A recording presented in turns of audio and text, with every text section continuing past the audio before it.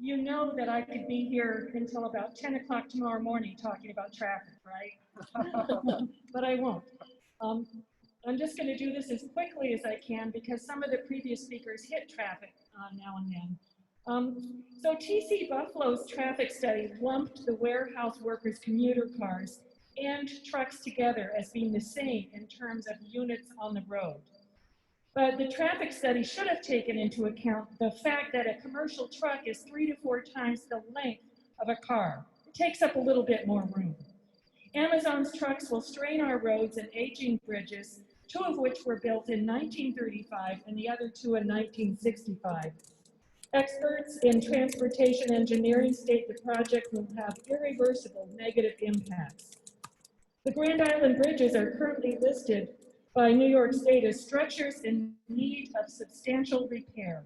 They could not sustain the kind of deterioration that would result from the dramatic increase in both commuter and commercial traffic from both the construction phase and the 24 hours per day, 365 days per year operation of this proposed warehouse. TC Buffalo says it will schedule Amazon workers' shifts to times opposite Grand Isler's commuter peaks. This approach simply puts the same amount of increased traffic on the roads at different times and would increase the hours of high volume traffic. Amazon consistently underestimates commuter and truck traffic at their facilities. Given the proposed size of this facility, there are no guarantees that Amazon will comply with the stated estimates of traffic. They say 500 trucks a day plus 1,000 to 1,800 commuter vehicles per day. We'll see, or maybe not.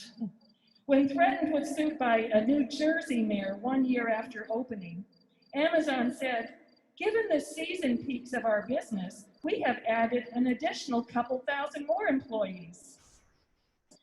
TC Buffalo says it has conducted a thorough traffic analysis.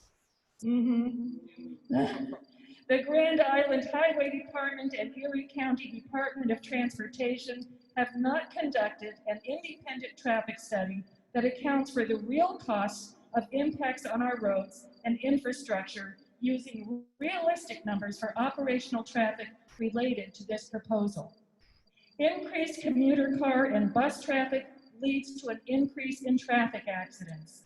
Can our volunteer fire and paramedic units handle this increase? As Betsy said, TC Buffalo claims the traffic impact will be minimal. Ha! Okay, you didn't know this was comedy hour.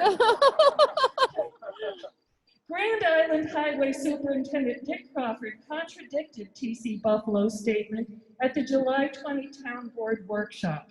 He asked the board to consider bringing together the New York State Thruway Authority, Department of Transportation, Erie County Highway Department, Grand Island Town Board, Grand Island Traffic Safety Advisory Board, and the Grand Island Highway Department to take a regional approach to dealing with the increased traffic.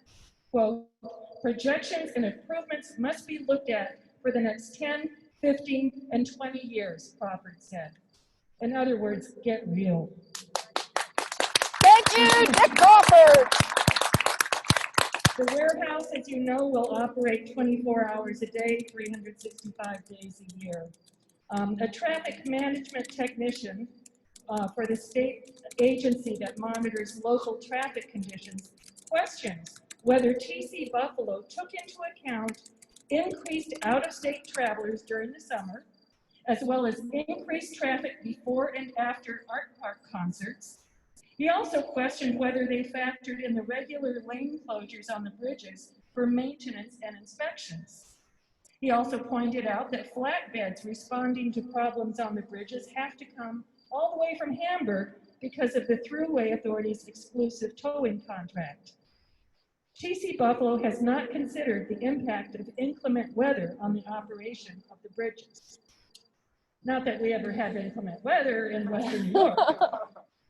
TC Buffalo states that the trucks at Amazon will not idle more than the state regulation limit of 5 minutes. unless the temperature drops below 25 degrees. TC Buffalo, I repeat, does not control Amazon's truck driving labor force. And we know from talking to people at other facility sites that most of the drivers don't work for Amazon at all. That's right. There are no guarantees that truck drivers will comply with those regulations. I recently spoke with a semi-driver for a grocery store chain who says nobody ever shuts their engines off. They idle for an hour, they idle for 2 hours, whatever it takes. So Amazon commonly ignores these things. And Grand Island does not have law enforcement personnel to ensure compliance of that 5-minute law. It's impossible to hold them accountable. It is unclear how commuter traffic will access the Bedell Road entrance, since there is no exit from the entrance to 190 from Bedell. A dramatic increase in traffic on nearby island roads is inevitable. So would you like more traffic on Grand Island? No! Thank you.